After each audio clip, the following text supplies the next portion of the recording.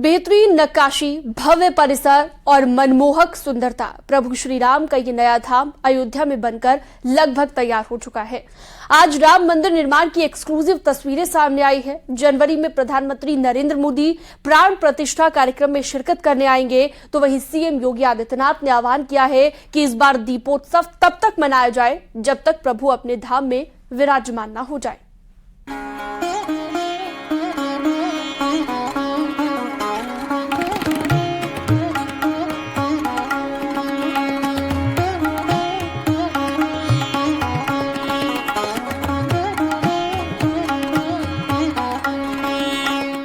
प्रदेश में हर घर में, हर देवस्थल में दीपोत्सव के कार्यक्रम के साथ जुड़ेंगे और एक कार्यक्रम हमारा तब तक लगातार चलना चाहिए जब तक अयोध्या में प्रभु श्री राम अपने स्वयं के भव्य मंदिर में विराजमान न जाएं। राम की नगरी अयोध्या प्रभु श्री राम के अपने नए मंदिर में विराजने का बेसब्री से इंतजार कर रही है।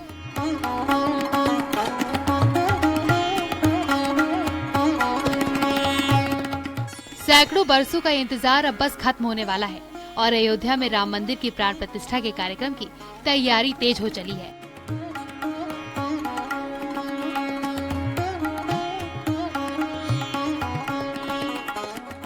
प्रधानमंत्री मोदी ने मंदिर का शिलान्यास किया और पीएम मोदी प्राण प्रतिष्ठा के भी साक्षी बनने जा रहे हैं। वहीं आज राम मंदिर की भव्य तस्वीरें सामने आई हैं। राम मंदिर की ड्रोन तस्वीरों में बेहद तेजी से हो रहा निर्माण कार्य दिख रहा है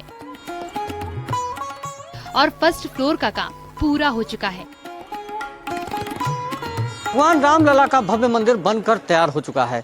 मंदिर को प्रतिष्ठा के लिए तैयार किया जा रहा है, फाइनल टच दिया जा रहा है। गर्भगृह का निर्माण लगभग पूरा हो चुका है। इसमें कालीन नुमा फर्श और सिंहासन का निर्माण अब आखिरी चरण में है। इसके साथ ही मंदिर के फर्श का निर्माण चल रहा है। भूतल और गर्भगृह का निर्माण के बाद अब मंदिर को हर तरह से प्रतिष्ठा के लिए तैयार किया जाना है, जिसके लिए 15 दिसंबर तक की समय सीमा तय की गई है। वहीं दीपावली पर दीपोत्सव की भी भव्य तैयारी शुरू हो चुकी है।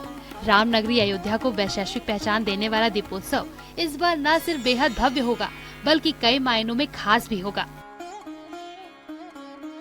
इस दीपोत्सव प्रभु श्री राम अपने भव्य मंदिर में विराजने जा रहे हैं। इसी को लेकर सीएम योगी आदित्यनाथ ने अयोध्या वासियों के साथ ही पूरे यूपी के लोगों से आह्वान किया है कि ये दीपोत्सव तब तक चलना चाहिए जब तक प्रभु श्री राम अपने भव्य मंदिर में न विराज जाएं। आने वाले पर्व और त्योहारों के लिए दीपावली का पावन पर्व आने वाला है।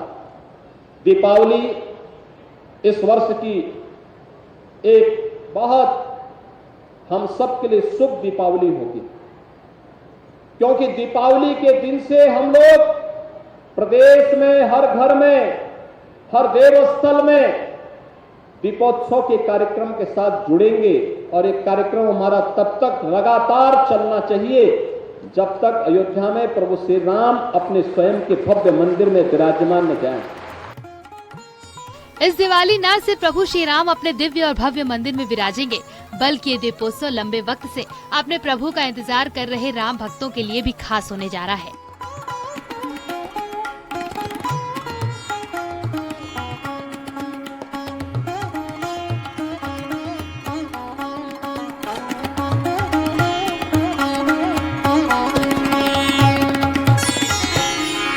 भगवान के 2.77 एकड़ यानी कि वो क्षेत्र जहां पर भगवान का मंदिर बन रहा है, उस मंदिर के घर बैठे जो अद्भुत दर्शन है उसका वो न्यूज़ 18 ने आपको घर बैठे कराया। और अब भगवान के प्रतिष्ठा की तैयारियों को लेकर के युद्ध स्तर पर तैयारियां चल रही हैं। मजदूरों की संख्या बढ़ाई गई है।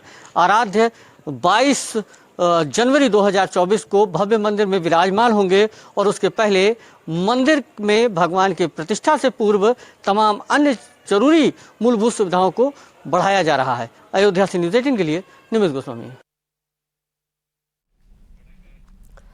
आज शरद पूर्णिमा है। कान्हा की सबसे प्रिय और सबसे अद्भुत लीला पर चंद्र ग्रहण का असर पड़ा है। शरद पूर्णिमा के अवसर पर चंद्र ग्रहण के सूतक लगने के बाद दोपहर 3:30 पर शयनारती के साथ मंदिर के कपाट बंद कर दिए गए। चंद्र ग्रहण के चलते वृंदावन में भगवान भक्तों को दर्शन नहीं देंगे।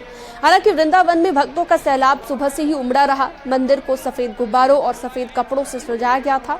सुबह के वक्त से ही मंदिर प्रांगण में भक्त उमड़े हुए थे।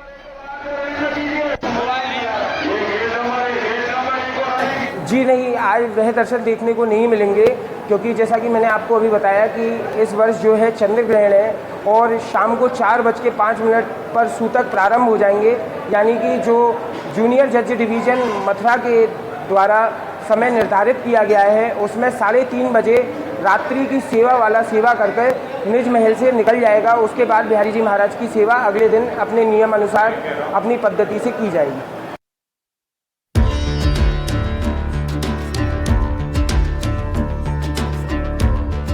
नमस्कार, न्यूज़ 18 देख रहे हैं आप और आपके साथ मैं हूं मेघना सिंह। साल का दूसरा और आखिरी चंद्र ग्रहण लगने जा रहा है और खास बात यह है कि शरद पूर्णिमा के दिन ये ग्रहण लगने जा रहा है।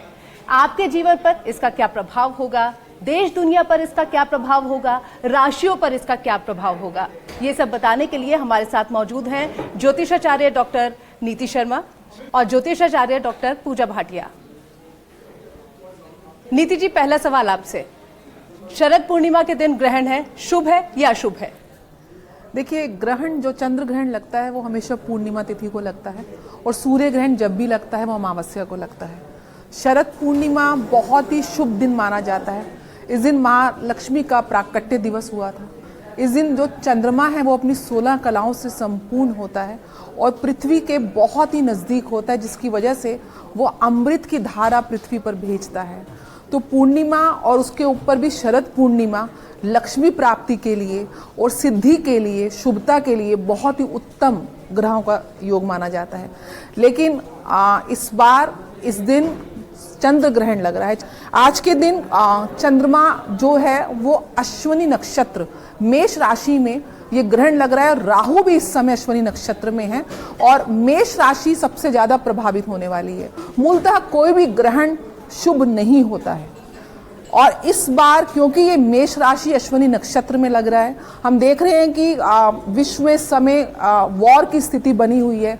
युद्ध का काल एक तरीके से आगाज हो चुका है और इस ग्रहण के बाद ये और ज़्यादा एग्रीवेट होने वाला है, क्योंकि मेष राशि जो है मंगल की राशि है, सेनापति की राशि है, ब्लड शेड की राशि है, ये बहुत ज़्यादा शार्प ऑब्जेक्ट्स को यूज़ करने वाली राशि है। तो निश्चित रूप से इस ग्रहण में, क्योंकि ये पूर्ण चंद्र ग्रहण है, इसका पूरा प्रभाव पृथ्वी पर पड़ेगा। भारत के साथ साथ काफ़ी और देशों में देखा जाएगा, तो बहुत ज़्यादा शुभ नहीं मान सकती हूँ, लेकिन क्योंकि गुरु साथ में बैठे हुए हैं तो थोड़ी सी अशुभता कम ज़रूर होगी। जी, पूजा जी आपके पास आना चाहूँगी। कहते हैं कि 15 दिन के अंदर जब 2 ग्रहण पड़ते हैं तो कहीं ना कहीं अशुभ फल देता है। इजराइल की बात की जाए, वहाँ युद्ध की फिलहाल स्थिति चल रही है, वॉर हो रहा है, बाढ़ जगह जगह आ रही है, भूकंप हो रहा है, भूकंप आ रहे हैं। लेकिन इसी के साथ अब बात की जाए, अब क्या और अशुभ देखना रह गया है? देखिए, जनरली जब भी 15 दिन के अंतराल पे सूर्य ग्रहण और चंद्र ग्रहण आता है तो डेफिनेटली इसका नेचुरल कैलेमिटीज़ पे बहुत बड़ा ज़बरदस्त इम्पैक्ट आता है।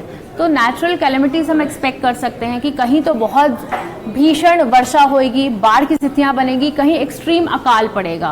और जिस तरह से मंगल की राशि में आप कह रहे हैं कि अश्विनी नक्षत्र में है और मंगल में की राशि में पड़ रहा है ये ग्रहण, तो मंगल की राशि क्या होती है? मंगल की राशि होती है ब्लड शेड की राशि, ठीक है, ये दुर्घटनाओं की राशि होती है। और इसके साथ ही अगर हम देखें तो ये राशि जो होती है अग्नि, शस्त्र, गैस, इन सब चीज़ों के इस तरह के कांड हम एक्सपेक्ट कर सकते हैं। अग्निकांड, कहीं कहीं बहुत मेजर वायलेंस हम एक्सपेक्ट कर सकते हैं, रेस्टलेसनेस एक्सपेक्ट कर सकते हैं, क्योंकि मून जो है, मून भी महिला का कारक होता है, ठीक है। और मंगल की राशि में अगर हम देख रहे हैं ये ग्रहण लग रहा है तो कहीं ना कहीं वुमेन के अगेंस्ट कहीं ना कहीं क्राइम बढ़ना, यहाँ ऐसी स्थितियाँ बन रही हैं। इसके अलावा हम जो एक्सट्रीम अगर हम भारत की कुंडली लगाएं तो भारत की जिस तरह से हमारी वृषभ लगन की कुंडली है और ये 12वें स्थान पे ग्रहण लग रहा है, तो 12वें स्थान में ग्रहण में हमें थोड़ा सा नेवल बॉर्डर से हमें इंडिया को थोड़ा सा सतर्क रहने की बहुत ज़्यादा ज़रूरत है। नीति जी, शरद पूर्णिमा पर ग्रहण पड़ रहा है और कहते हैं कि शरद पूर्णिमा पर चांद से अमृत टपकता है, खीर रखते हैं उसमें और उस खीर को सुबह खाते हैं। इस बार ग्रहण है, कैसे होगा? निश्चय रूप से शरद पूर्णिमा में खीर का भोग लगाना और माँ लक्ष्मी को और राधा रानी को भोग लगाना बहुत ही शास्त्रों में महत्वपूर्ण माना जाता है। लक्ष्मी की प्राप्ति के लिए, शुभता की प्राप्ति के लिए खीर को चंद्रमा की ऊष्माओं के नीचे रखा जाता है। अब समस्या ये है कि रात को 29 तारीख की मध्य रात्रि को जो ग्रहण लग रहा है वो 1:05 से लेके 2:24 तक लग रहा है। तो जो हमको समय मिल रहा है उस समय तो हमको ग्रहण मिल रहा है, तो इसमें एक ही उपाय रह जाता है कि सुबह 4:17 28 की सुबह, जिस समय ब्रह्म मुहूर्त होता है, वहां से लेके सूर्योदय तक जो 6:30 बजे के आसपास होगा, यानी कि 4:17 सुबह प्रातःकाल से 6:30 के बीच में अगर आप खीर को चंद्रमा की आकाश की ऊष्माओं के नीचे रखते हैं तो आपको जो पूर्णिमा का जो लाभ है खीर में वो आपको प्राप्त होगा। पूजा जी, आपके पास आना चाहूंगी। सूतक काल की बात की जाए, सूतक काल किस वक्त से किस वक्त तक लग रहा है और क्या ऐसे काम है जो हमें बिल्कुल नहीं करने चाहिए, बिल्कुल मनाही होती है जिन्हें करने की? मंदिर में प्रवेश करना वर्जित है। कोई भी शुभ कार्य सूतक काल में करना वर्जित माना गया है, क्योंकि कहा जाता है कि इसका अच्छा परिणाम नहीं मिलता है। इसके अलावा सूतक काल में आप जो है हो सके तो ट्रैवलिंग अवॉइड कीजिए, कोई भी नया काम करना अवॉइड कीजिए, और इसके अलावा आप सूतक काल में हो सके तो तुलसी को बिल्कुल भी ना तोड़े, ना ही छुएं। ये बहुत इंपॉर्टेंट है, क्योंकि तुलसी का पत्ता जो भी हम खाने में डालते हैं वो आप सूतक काल से पहले तोड़कर ही अपने खाद्य पदार्थ में डाल दें, उसी से ही बेटर रहेगा। और इसके अलावा सूतक काल में आपको कोशिश कीजिए कम खाएं पिए, क्योंकि जिस तरह से चंद्र ग्रहण जो है थोड़ा सा आपकी जो बॉडी के फ्लूइड्स हैं उसको इम्पैक्ट करता है। तो जितना आप खाने पीने का सेवन कम करेंगे उतना आपके बॉडी के फ्लूइड्स मेंटेन रहेंगे। स्टमक अपसेट होने के बहुत ज़्यादा चांसेस होते हैं, खास करके जो कर्क लगन के लोग होते हैं उनका जो है इमोशनल बैलेंस भी बहुत ज़्यादा हाई होता है। तो किसी भी तरह के लड़ाई झगड़े और तनाव से बचें इस पीरियड में। तो ग्रहण से बिल्कुल डरने की जरूरत नहीं है। छोटे छोटे से उपाय कर आप ग्रहण के नकारात्मक प्रभाव से दूर रह सकते हैं। इसी के साथ हमारे इस खास पेशकश में इतना ही। नमस्कार।